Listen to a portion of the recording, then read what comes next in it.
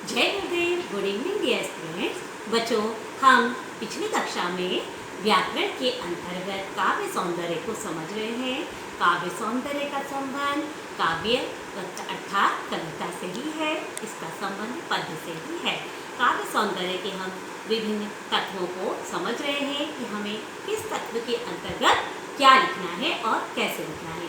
पिछली कक्षा में बच्चों हमने 3 तत्वों को समझा, भाषा, अलंकार और रस।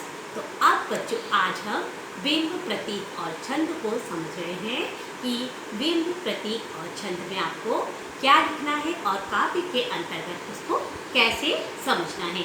तो आइए बच्चों हम नोट्स के माध्यम से बिंब को समझते हैं कि बिंब कविता में बिंबात्मक पहलू क्या है और प्रतीकात्मक पहलू क्या है। बिंब किसी वस्तु का मानसिक या काल्पनिक रूप बिंब कहलाता है। बिंब शब्द बच्चों इमेज शब्द का हिंदी पर्याय है, जिसका अर्थ है किसी वस्तु को देख सकें और जिसका अर्थ होता है मूर्त रूप, अर्थात किसी की गंध को महसूस करना, किसी भी वस्तु को देख सकना। यह बच्चों बिंब का प्रतीक माना जाता है। बच्चों, जैसे हम बोलते हैं कि बिंब अर्थात चित्र। बिंब मतलब प्रतिछाया, किसी का प्रतिरूप।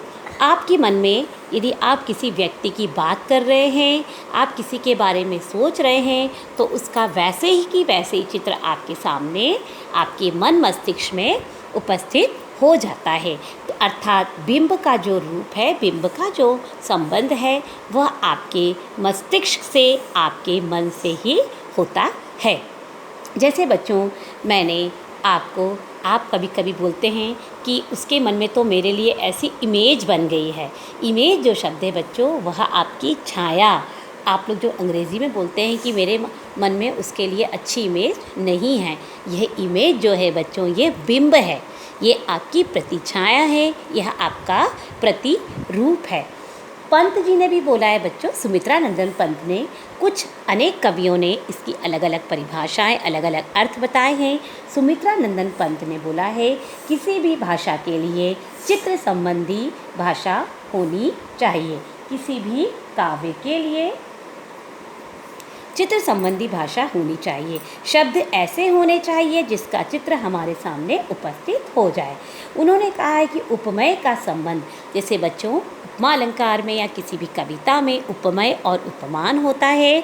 उपमेय का संबंध बिंब से होता है, उपमान का संबंध नहीं। उपमेय का संबंध जिसकी आप जिससे तुलना कर रहे हैं, मतलब